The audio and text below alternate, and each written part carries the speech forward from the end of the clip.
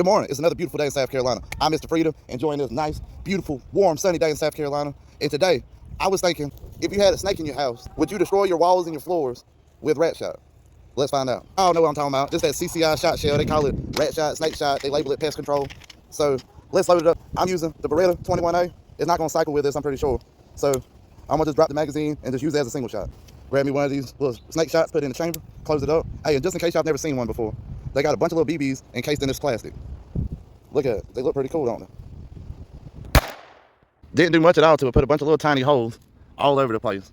Did it go all the way through this cardboard? Some of them did, but most of them did. As my ejector, I'm using like a shish kebab stick, but hold on, let's see. No, it won't slink out. Just take the stick, knock it through, and load the next one in. We'll get a little closer. The same result, just these little tiny holes. Did it go through more? Yep, all the ones went through. See them? All of them went through to here. Now I was thinking about something a little harder to like represent your walls and your floor.